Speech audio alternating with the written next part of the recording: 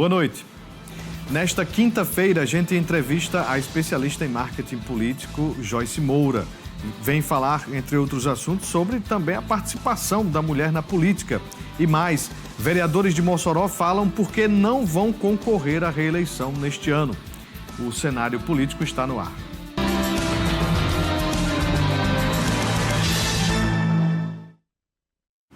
Iniciando mais uma edição do Cenário Político TCM, ao vivo para toda Mossoró e várias cidades que possuem os serviços da TCM. Você aí que nos acompanha nesta quinta-feira, pré-sexta, já apontando o final de semana, pode participar, interagir conosco através dos contatos que aparecem aqui no canto da tela. Nós temos o nosso Instagram, @Cenário Político TCM, e o WhatsApp 988028941. Participe, mande a sua pergunta. A gente vai falar aqui sobre marketing político e eleitoral, falar sobre esse trabalho desenvolvido por Joyce Moura, também com muitas mulheres na política aqui de nosso estado. Você interage, participa, vamos também comentar outros assuntos aqui do nosso programa, como, por exemplo, 2 vereadores aqui de Mossoró que não vão concorrer à reeleição este ano. Daqui a pouquinho você vai saber quem são e o que eles estão falando sobre este assunto. Lembrando que após aqui o Cenário Político TCM, a gente tem o Radar Econômico com Elviro Rebouças. Um abraço, seu Elviro, já está acompanhando aqui o nosso cenário desta quinta. Daqui a pouco tem Radar Econômico. Bem, antes da nossa conversa aqui com Joyce Moura, tem informação da OAB Mossoró, que realizou um simpósio sobre direito eleitoral. O objetivo foi inteirar profissionais do direito sobre os temas em alta nas eleições 2024. Há menos de 3 meses para as eleições municipais de 2024, advogados e estudantes de direito tiveram a oportunidade de participar de um simpósio sobre direito eleitoral. O evento, promovido pela OAB Mossoró, abordou temas como o uso da inteligência artificial nas campanhas e a participação feminina na política. A importância desse evento para Mossoró, eu penso que é elevar o debate, trazer a população e a comunidade jurídica para a OAB e elevar esse debate, mostrar os pontos importantes de um ano eleitoral para que a população fique esclarecida, para que a comunidade jurídica fique esclarecida sobre temas importantes desse pleito. O simpósio foi o primeiro evento promovido pela Comissão de Direito Eleitoral, criada recentemente pela OAB Mossoró. O objetivo é atualizar os profissionais sobre os temas em alta nas eleições deste ano. A fraude à cota de gênero é um deles. É um assunto que permeia hoje os tribunais eleitorais. Quando se fala em ações judiciais, a fraude à cota de gênero é uma das demandas que mais ocorrem com incidência forte frente ao processo eleitoral. E frente a um ano de eleições, esse assunto com certeza vai estar em voga e é de máxima importância que todos nós tenhamos conhecimentos acerca disso. Além do conhecimento teórico, o simpósio também prepara para a prática os profissionais do direito que irão atuar durante as eleições 2024. O evento foi aberto a estudantes, advogados e advogadas que atuam na área, então é importante que a OAB, como a Casa do Advogado e da Advogada, possa proporcionar essa capacitação, especialmente em ano eleitoral. É uma possibilidade e um campo imenso de trabalho que a gente está aí ofertando capacitação para os nossos advogados e advogadas. Muito importante a realização deste encontro, que traz aí não só os profissionais que já estão atuando no direito eleitoral, mas também estudantes, traz aí todo um pessoal que vai estar na ativa neste ano, junto às campanhas eleitorais. E essa comissão de direito eleitoral da OAB Mossoró realmente vem para trazer mais debates, mais discussões sobre este assunto em anos eleitorais, como é agora o de 2024, mas também em outros anos, O que pode, o que não pode, e aí dá sequência a esse assunto tão pertinente durante os 12 meses do ano. Por falar em política, e marketing, e falando sobre direito também, Joyce Moura, estrategista em marketing político e eleitoral, é nossa entrevistada de hoje. E a gente viu na reportagem sobre a questão da cota de gênero, que é sempre um problema para as organizações dos partidos. as lideranças que estão à frente das siglas. E por trás, nos bastidores, existe um trabalho também muito importante do pessoal aí que faz o marketing, que atua na publicidade dessas campanhas. Joyce, seja bem-vinda aqui ao Cenário Político TCM. Uma curiosidade que ela estava me contando aqui, que ela foi a primeira mulher a apresentar aqui o Cenário Político lá 2009. 2009. Né? Exatamente. Está vindo aqui pela primeira vez como entrevistada, como especialista. Seja bem-vinda ao Cenário Obrigada. Político TCM. Como é que você tem observado essa presença da mulher na política, ainda mais nesse assunto que foi citado na reportagem da cota de gênero? Primeiro, agradecer o convite e dizer que é uma satisfação estar aqui realmente como convidada, né, já que eu fui a primeira mulher a apresentar um programa sobre política em Mossoró, lá em 2009. Agradecer a todo mundo que faz a TCM, que sempre me abraça com muito carinho. E parabenizar o pessoal da OAB, que eles sempre estão na vanguarda. A OAB tem paridade com relação a homens e mulheres. E eles sempre estão nesse caminho de buscar essa paridade realmente entre homens e mulheres. É tanto que a gente, inclusive a OAB Mossoró, já elegeu uma mulher presidente, né? Com relação à eleição, Vonúvio, é interessante e pertinente essa fala sobre a participação feminina, porque essa disparidade que eu vejo muito latente no meu cotidiano, no dia a dia, porque a minha agência trabalha muito com mulheres candidatas, e aí a gente vê que os partidos não têm o mesmo olhar para as mulheres. E eu acredito que essa é a grande diferença. A gente ouve muitas pessoas dizendo, porque as mulheres não querem se candidatar. Porque não tem mais mulheres na política porque elas não querem. Mas existe um medo. Existe, sim, uma diferença muito grande entre o tratamento para os homens e o tratamento para as mulheres, especialmente no que diz respeito a recursos. Né? E aí, como uma mulher vai ser candidata se não tem a preparação ou o apoio do seu partido? Essa semana mesmo eu estive em Pernambuco e conversava com algumas mulheres de alguns municípios do interior de Pernambuco, e o que mais elas me relatavam era o que os partidos prometiam e o que não tinham de retorno. E aí elas já se assustam e têm medo de ir para a luta, porque elas não têm preparação, não têm capacitação, não têm recurso, né? E, infelizmente, a estrutura, especialmente em cidades maiores, é muito grande, é muito feroz. A gente sabe que sai muito dinheiro nessas campanhas, e essas mulheres que não têm esse apoio ficam à mercê de a Deus dará. A gente já recebeu aqui especialistas em direito eleitoral falando sobre este assunto, cota de gênero. Sobre os cuidados que é preciso ter até para não cair, como vários outros políticos caíram no ano passado, né, em cassações referentes a este assunto.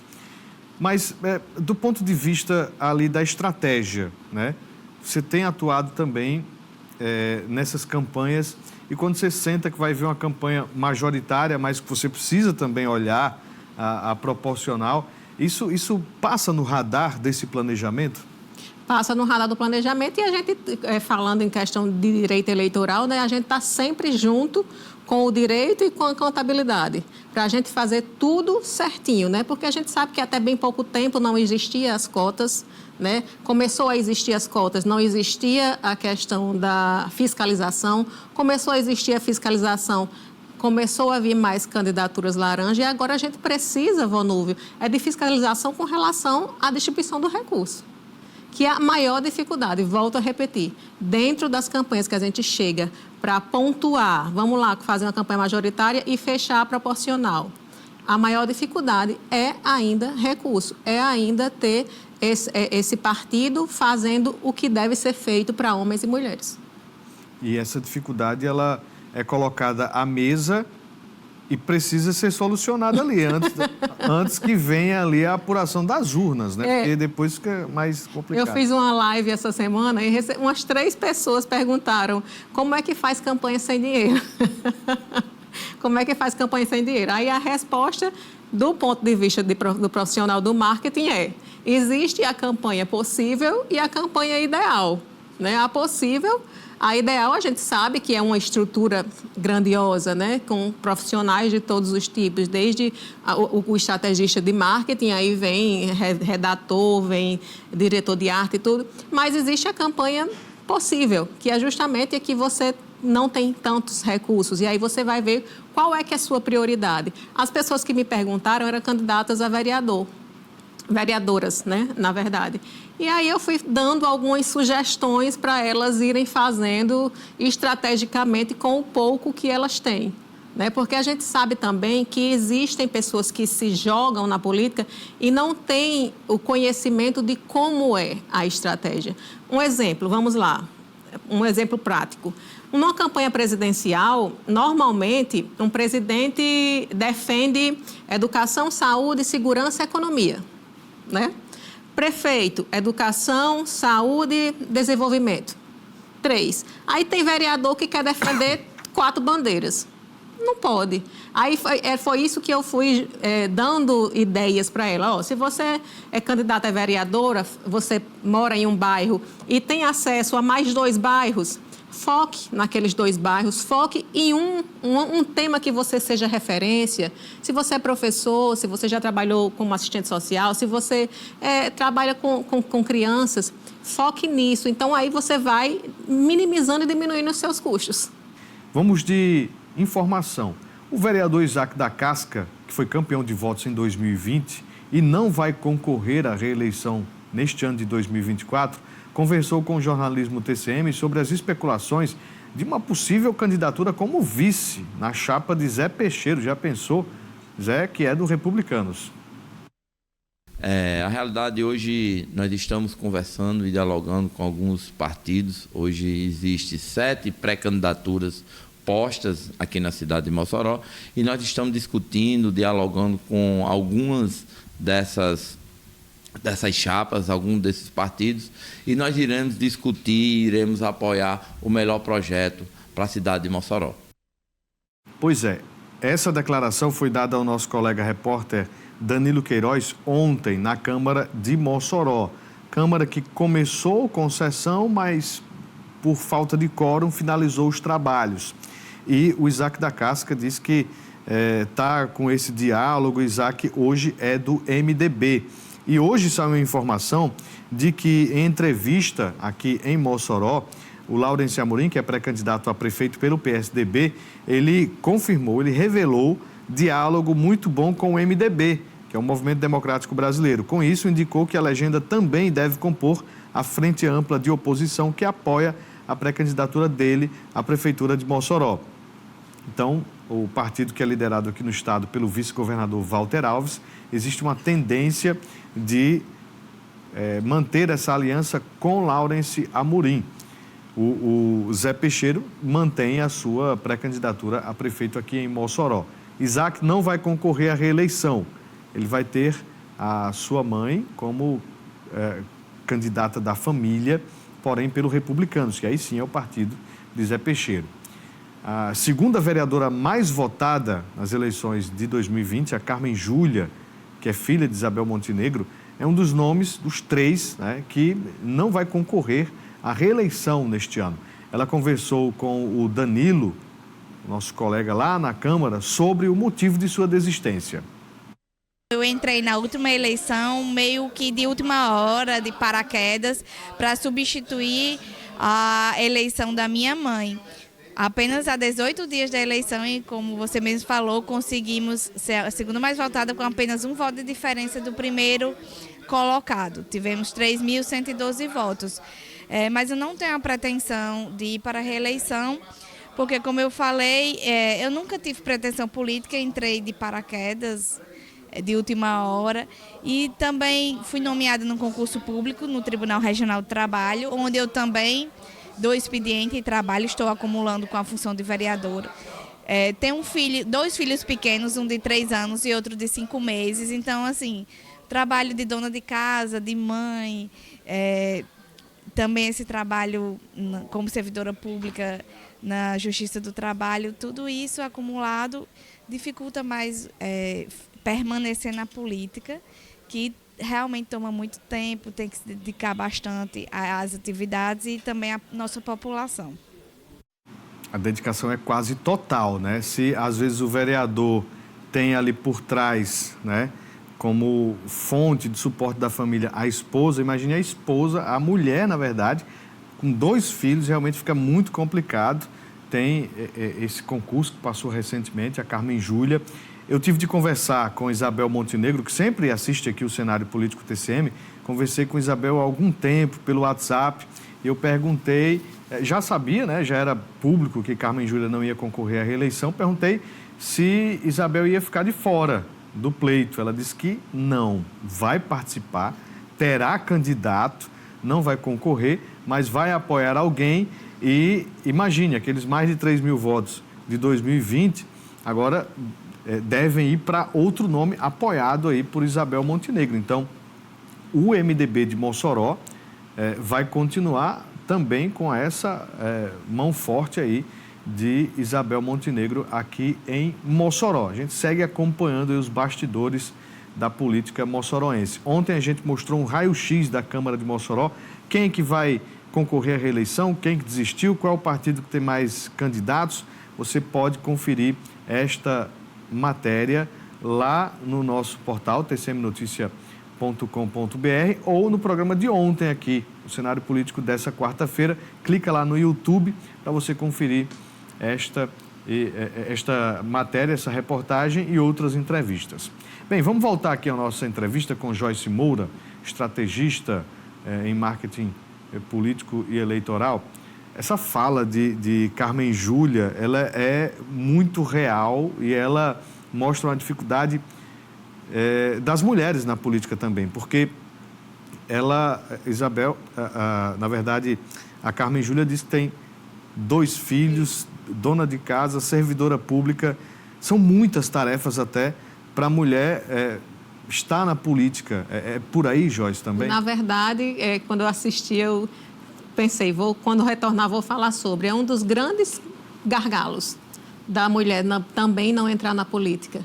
É exatamente essa carga que a mulher carrega. Existe até uma charge bem interessante que eu já vi, que é uma pista de corrida, e aí um homem e uma mulher. O homem tem a pista livre, e aí a mulher, para chegar lá na eleição, tem uma máquina de lavar, tem os filhos, tem para ir deixar na escola, sabe? E é exatamente isso.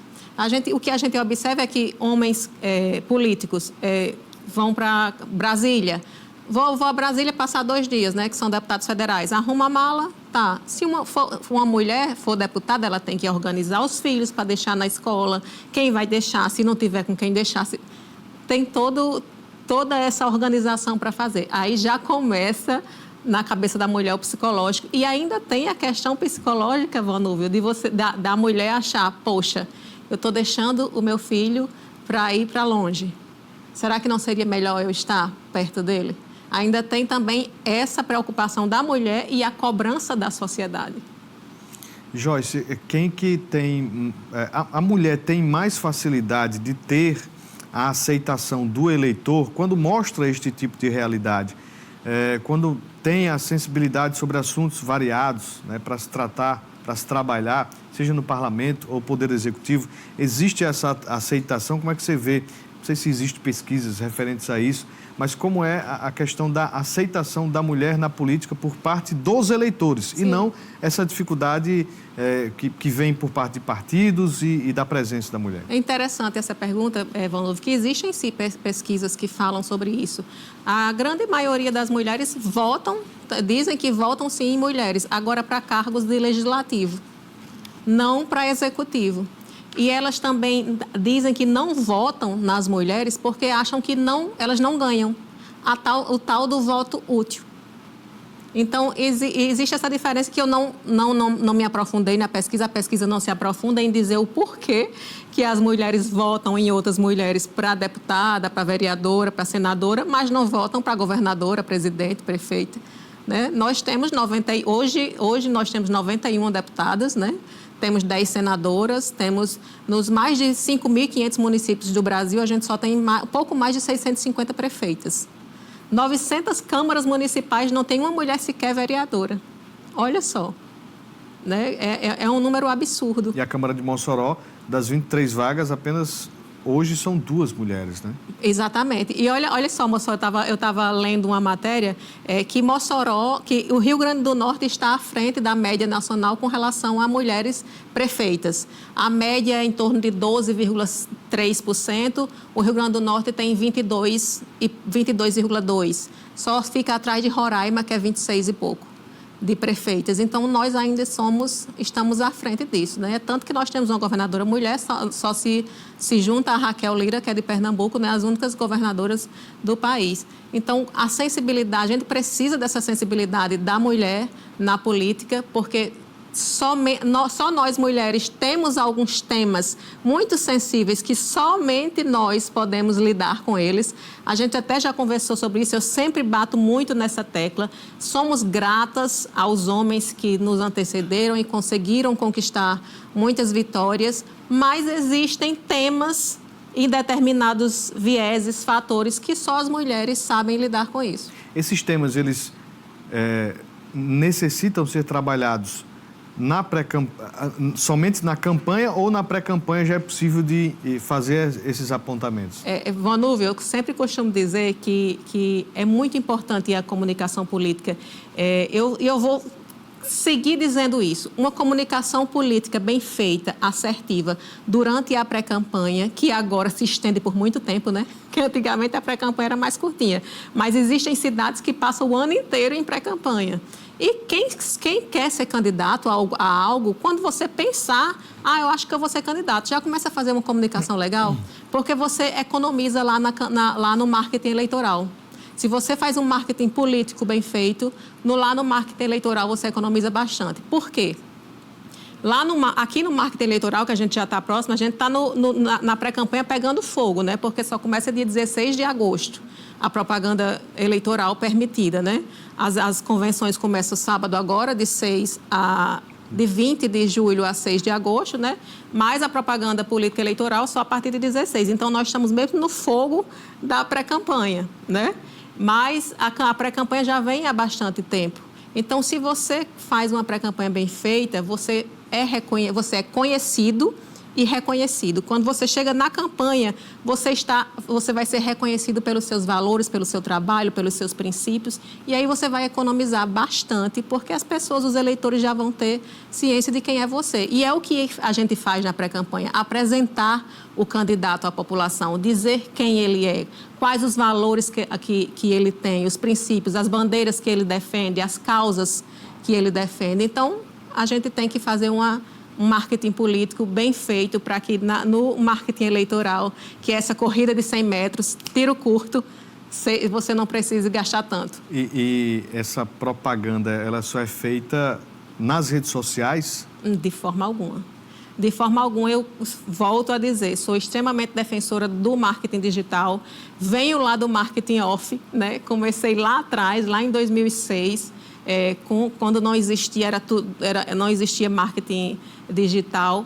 Caminhei, me atualizei e sempre estou me atualizando, porque a comunicação digital é atualização diária, mas não existe só uma campanha feita só no digital. E não existe uma campanha feita só fisicamente, presencialmente. Um exemplo, eu conversava sobre isso ontem mesmo. Eu acho o rádio uma ferramenta importantíssima, porque tem um senhor, um agricultor que está lá numa comunidade que não acessa, não tem pode até ter um celular, mas não tem WhatsApp, não tem acesso à internet, mas está com o rádio ligado, ouvindo a propaganda. Então, é importante que as pessoas entendam e saibam usar estrategicamente todas as ferramentas para chegar realmente a todo mundo, ao público que quer lhe ouvir. Porque volto a dizer aquela história, quem fala para todo mundo não fala para ninguém. Então, você tem que primeiro saber quem é o seu público. Será que o seu público está só no digital? Ou será que está lá na zona rural? Será que lá na zona rural o pessoal está tendo acesso ao digital direitinho? Então, vamos ver outras ferramentas, como é que a gente chega até eles? Antes de voltar aqui à nossa conversa, tem informação. Em sua última reunião do semestre legislativo, nessa quarta-feira, a Comissão de Direitos Humanos do Senado aprovou projetos voltados para a promoção de pesquisas sobre a violência contra a mulher e apoio para o ingresso de idosos nas universidades. Pelo texto, as instituições de educação superior criarão ações que favoreçam o ingresso de pessoas idosas em cursos de graduação. O exemplo da Universidade de Brasília foi lembrado no parecer. A UNB já vem desenvolvendo programa nesse sentido. Estudos recentes indicam que baixos níveis de escolaridade estão associados com o aumento dos riscos de demência e com o aumento da vulnerabilidade a golpes e do isolamento social, o que reforça a importância de que o direito à educação seja efetivamente concretizado. E a realização de curso de graduação pode ser fonte de motivação e satisfação pessoal para a pessoa idosa, proporcionando-lhe oportunidades de ocupar lugares de conhecimento e decisórios para exercer integralmente sua cidadania. Outro projeto aprovado acrescenta aos objetivos da política de dados da violência contra as mulheres a promoção de concursos de monografias que versem sobre o tema da violência contra a mulher. Com isso, espera-se que cresça o número de pesquisas e estudos científicos com base em análise aprofundada e intersetorial dos dados coletados. Essa medida fomentará a participação de instituições da sociedade civil, como universidades e outros centros de referência na produção de conhecimento científico e da sociedade brasileira em sua totalidade no esforço pela eliminação da violência contra as mulheres. Está aí, portanto, assunto necessário, né? 2 pontos aí analisados pelo Senado, que a gente espera que tenham sequência. A senadora Zenaide Maia, aqui do Rio Grande do Norte, como relatora deste projeto de lei sobre a participação de idosos em universidades, né? Então, a gente vai seguir acompanhando e vai trazer para você aí, do cenário político, mais informações sobre estes assuntos. Estou aqui com algumas participações. Quem aqui manda mensagem é o Antônio Félix, do bairro 12 anos. Ele pergunta aqui: todo candidato precisa ter ou fazer marketing durante a campanha? É importante, Antônio, né? Isso. Na verdade, eu até entendo a pergunta de Antônio, porque tem muita gente que acha que marketing é mágica, que é uma coisa, né, fora do normal. Mas o marketing que a gente faz, Antônio, é uma comunicação assertiva. A gente potencializa o que o candidato tem de bom, o que o candidato tem de positivo e minimiza o que, porventura, ele não tem de tão interessante. É porque, por muitas vezes, usaram pejorativamente o termo marketing, marqueteiro, mas, na verdade, é uma comunicação política assertiva, de forma que chegue ao eleitor, que chegue às pessoas de forma objetiva, simples e direta.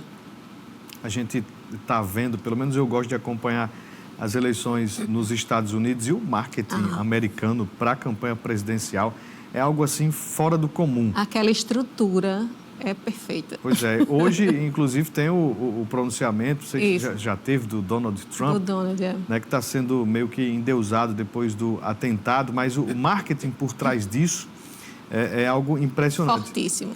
Ontem, muitos dos apoiadores do ex-presidente, que é candidato, né, neste ano, estavam usando um curativo na orelha. Exatamente. Já tinha camisas com a pose que ele fez após sofrer o atentado, né? Que ele fez, quando ele sofreu o atentado e colocou a mão na orelha, ele levantou o braço. Então, já tinha camisas com aquela imagem. Uma das camisas mais vendidas é uma que mostra a foto dele quando foi para um julgamento, quando foi, enfim, levado para um depoimento.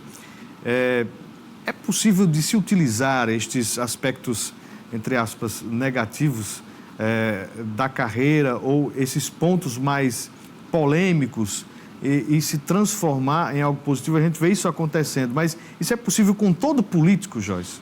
Vanúvio, eu gosto muito de utilizar pesquisas, e eu tenho certeza que eles usam pesquisas para saber até onde pode ir. Existem pesquisas momentâneas, como existe em debates. Nos debates eleitorais, o debate está acontecendo e existe um grupo de qualitativa ali vendo qual é a reação do público com relação às respostas dos candidatos. E eu tenho certeza que esse pessoal tem pesquisas para saber que caminho deve seguir. não existe mais achismo em política. Existe pesquisa que leva a gente a fazer de forma mais assertiva possível as estratégias. E por que eu citei aqui a campanha americana? Porque é o que a gente pode citar, porque campanha propriamente dita aqui do Brasil a gente não pode, né? Um abraço aqui para o Janilson Maiado, está dizendo aqui que Joyce é gente boa demais. Um abraço, Janilson. Quem também manda mensagem aqui para a gente é o Manuel Nascimento, do Bela Vista, sempre aqui conosco e faz o registro da televisão. Eu gosto assim, meu amigo, quando tira a foto. Agora, essa daqui eu fiquei com o olho meio fechado, fiquei meio sonolento, viu, meu amigo? Um abraço, obrigado aí, Manuel Nascimento. Pergunta aqui a Joyce sobre verba de partido para eleição. Só fica com o presidente do partido ou divide entre os candidatos postulantes aí ao Legislativo? Fazer como Arnaldo, é? Do futebol? Isso, Arnaldo. A regra é clara, é para ser distribuído. Isso. Quem manda mensagem também aqui, eu vou procurar aqui o nome, é o Conrado Lopes. Bem, ele diz aqui, nada contra as mulheres na vida política. Se a gente olhar para trás, Mossoró é uma cidade que há muito tempo valoriza a mulher na política. E demais que foram eleitas na nossa cidade. Sim. Mossoró é pioneiro, né? Rio Grande do Norte é pioneiro nisso. Infelizmente, hoje não temos tantas representatividades femininas, né? Na política, deputadas federais, estaduais. Mas Mossoró, Rio Grande do Norte, é referência para o país inteiro, né? Um abraço também aqui para o Niel do Sumaré, Dona Dita, acompanhando aqui o nosso cenário político desta quinta-feira. Um abraço para o seu Aldo Ferreira, sempre aqui conosco. Obrigado, seu Aldo. E o José Santos, interagindo aqui conosco, ele pergunta o seguinte, deveria existir... Peraí, deixa eu ver aqui. Era justamente o que a gente estava falando antes de começar aqui o programa. Deveria existir uma cota para mulheres eleitas nos parlamentos? Uma cota de... Mulheres eleitas, não a cota durante a campanha, mas para mulheres serem eleitas. Existe, inclusive, uma discussão nas mídias, nas esferas jurídicas, de que é para existir a cota de cadeiras para mulheres. Eu não me aprofundei ainda muito, mas acho que é super válido. Muito bem. Quem também está acompanhando aqui a gente é o Boninho. O Boninho. Mas não é o Boninho da... Não. É outro Boninho aqui. Ele pergunta o seguinte, como é que ela vê a eleição de nomes que não estavam no radar e de repente surgem na relação de eleitos do TRE? É possível se eleger apenas com os votos das bolhas numa eleição proporcional municipal? Boninho, né? É isso. Boninho, aquela coisa que eu falei lá atrás. É importante você ter o público. Primeiro, eu sempre falo dos 3 Q. Você tem que saber quem é você, quem é o seu público e quais os caminhos você deve percorrer. Se você sabe quem é você, quais as causas que você defende, você conhece muito bem o seu público, você vai falar para ele. E se você fala para o seu público que defende a sua causa, essas pessoas vão se identificar com você e vão querer que você represente-as. Então, é possível você falar para A gente tem muitos exemplos disso. Romário ficou conhecido como o deputado que defendeu a questão das pessoas com deficiência, né? Existe a própria atual governadora Fátima Bezerra ficou conhecida como deputada da educação, né? E muitos outros políticos que são conhecidos por um determinado nicho, uma determinada causa. Por isso eu defendo especialmente quem é candidato ao legislativo se referenciar em algo e falar sobre aquilo para que ele seja realmente a referência daquilo e o público acredite que ele vai defendê-lo, vai bem representá-lo naquela pauta. Porque as pessoas, o eleitor vota ou por ideologia, ou porque você defende a mesma causa, ou por um fato isolado, como é esse de Donald Trump, como foi o do ex-presidente aqui, né? É isso. Então, se você tem uma causa, defende uma causa, vai e fala para o público que também defende aquela causa. Joyce, como é que... eu não sei se você já teve essa realidade, mas como atuar profissionalmente em casos em que o marido, ou o tio, ou o pai é ficha suja e chama a sobrinha, a filha, a esposa para ser o nome daquele político na campanha.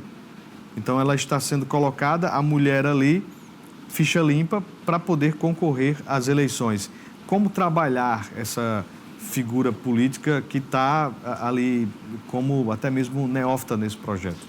Infelizmente, acontece muito isso, né? Muitas das mulheres que são colocadas na política, às vezes sem querer, vão para justamente enaltecer os homens que estão por trás.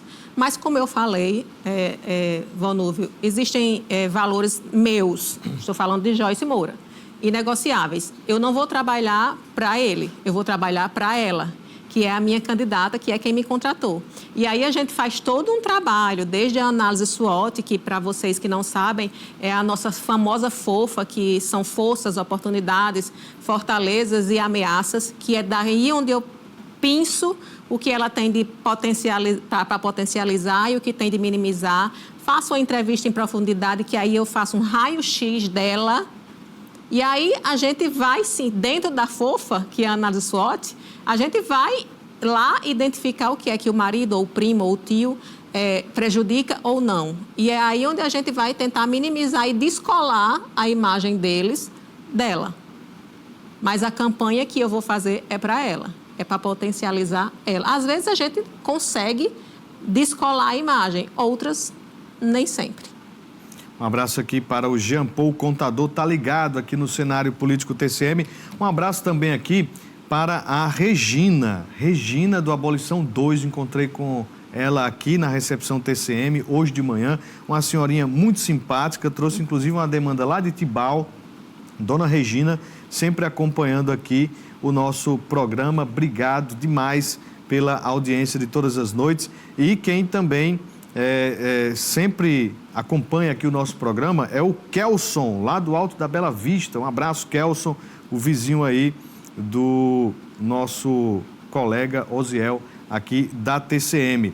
Bem, Joyce, quando se fala dessa campanha, desse marketing, que você traz esses detalhes aí todos, de construção de imagem, isso tudo é para ter um resultado positivo em 2024. Passou agora as eleições deste ano, a pessoa não conseguiu. Aí entra o marketing político? Entra o marketing político. É possível manter Sim. esse trabalho para um próximo trabalho eleitoral? Com certeza. Inclusive, Vonúvio, existem candidatos que se lançam sabendo que é quase impossível. É lógico que a pessoa vai na intenção de ganhar. Mas existem conjunturas e conjunturas. Então, se você está dentro de um contexto, você diz, eu vou ser candidato aqui para ganhar um recall, para ficar conhecido na cidade, e aí eu sei que eu posso não ganhar, mas vou estar mais conhecido. Na próxima eleição, as pessoas já vão me conhecer. E aí vem a história do reconhecimento. Vamos deixar aqui, para a gente finalizar aqui a nossa conversa, o que você acha, a gente tem 1 minuto, o que você acha que vai ser a ferramenta mais importante para ser trabalhada nas eleições deste ano? WhatsApp. Por quê? Mobilização, segmentação de WhatsApp. Agora tem que ter uma estratégia perfeita.